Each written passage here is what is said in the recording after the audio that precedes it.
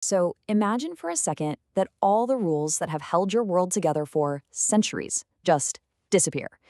That is exactly what happened in ancient China. And it unleashed an age of absolute chaos, but also, and this is the fascinating part, an explosion of brilliant competing ideas. Today, we're going to dive into how this crucible of conflict forged not only three powerful philosophies, but also China's very first unified empire. And this right here is the central question of our entire story. I mean, when the old ways completely fail, what new ideas rush in to fill that void? In ancient China, three radically different answers to this one question would go head to head to shape the destiny of an entire civilization. Okay, so let's set the scene. We are in the Eastern Zhou era.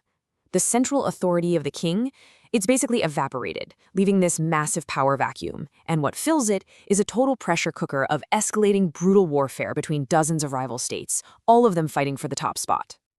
But this wasn't just some political crisis, it was a complete transformation in how war itself was fought. This period, which gets the very fitting name of the Warring States era, saw the old warriors' code get completely shredded. The battlefield basically became a laboratory for a new and frankly terrifying kind of total war. And this chart just shows you how brutal that evolution was. Over on the left, you've got the old way. Warfare was almost like a ritualized duel between nobles, bound by honor. But look to the right, that's the new reality. Thanks to new tech like the crossbow and just a desperate need for resources, war became a year-round meat grinder fought by huge armies of conscripted peasants. Deception was suddenly a virtue, and showing mercy, well, that was just a fatal weakness. So you're living through this constant bloodshed. China's greatest thinkers were forced to tackle that core question: how in the world do we fix this broken society? And their solutions weren't just minor tweaks. They were three totally different blueprints for rebuilding civilization from the ground up. And here are our three main contenders. First, you have Confucianism, which said the problem was a moral failing and the only cure was virtue. Then there was Taoism, which saw the problem as humanity constantly fighting against nature. Their solution? Get back into that effortless harmony. And then there was legalism. Legalism looked at human nature itself as the disease, and the only medicine was the absolute crushing power of the state. This quote from Confucius just perfectly captures his vision.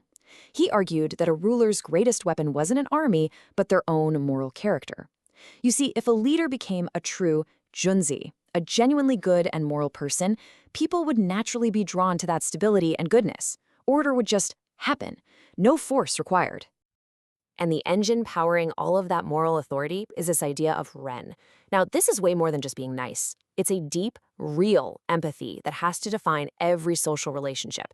From a ruler to their subjects, from a father to his son, Ren was supposed to be the glue.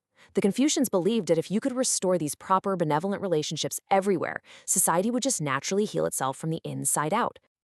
Now, the Taoists looked at all this chaos and came to a completely different conclusion.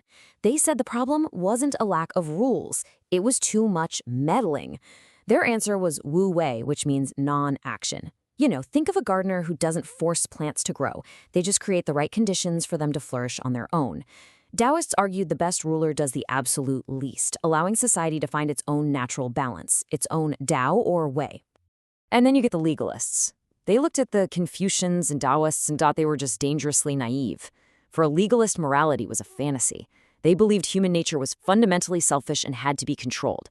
So the only way to get order was an all-powerful state with an unbending legal code, all enforced by a brutal system of lavish rewards if you obey and absolutely terrifying punishments if you step out of line.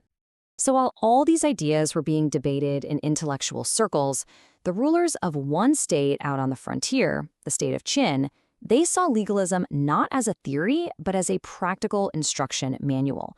They basically adopted it as the operating system for their entire state, and it transformed them into a ruthlessly efficient machine of conquest. This, right here, became the Qin motto. It was their one and only guiding principle. Forget virtue, forget harmony. The only two things that mattered were growing more food and building a bigger army. Every single part of their society was re-engineered to maximize these two goals. Every farmer was a potential soldier, and every field was a resource for the war machine.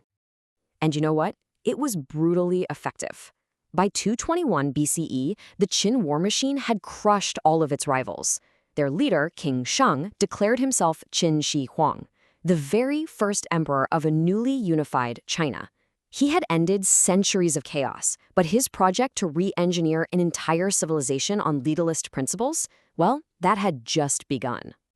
The scale of his vision was just almost unimaginable. He didn't just conquer, he systematically unified everything. He standardized the written script, the money, even the width of cart axles, all to create a single, cohesive empire. He launched these continent-spanning projects like the Great Wall and his own tomb, which was guarded by that incredible terracotta army. He literally forged the political entity we still call China today. But, and this is a huge but, this monumental achievement was built on a foundation of brutal destruction and incredible human suffering. To make sure everyone was on the same page, he ordered the burning of philosophical books and had dissenting scholars executed. The legal code was merciless, with punishments like enslavement or death for what we'd consider minor offenses. The price of his order was freedom. And the human engine for these grand projects? Hundreds of thousands of people. A vast army of convicts and conscripted farmers were sent to build the Great Wall and the Emperor's tomb. The suffering among ordinary people was just staggering. This was the terrifying dark side of legalist efficiency in action. So the Qin had done the impossible. They had forged a stable, unified, and powerful empire out of centuries of war. They had answered the question of how to create order. But a new question popped up almost immediately. Could an empire built on a foundation of pure, ruthless force actually last? And this timeline delivers the absolutely devastating answer. After all that conquest, all that brutal organization, the Qin dynasty barely outlived its founder. The moment Qin Shi Huang died, the entire empire that he had built on fear and control just immediately imploded into conspiracy, rebellion, and chaos. It collapsed almost as quickly as it rose. Which brings us right back to our big question, but now with a really crucial twist. The Qin proved that absolute order could be achieved, but its price was morality, freedom, and an incredible amount of human suffering. And its fatal flaw was that it was just too brittle. The story of its collapse leaves us with a dilemma that didn't end in 210 BCE. What is the right balance between the power of the state and the liberty of the individual, between security and humanity?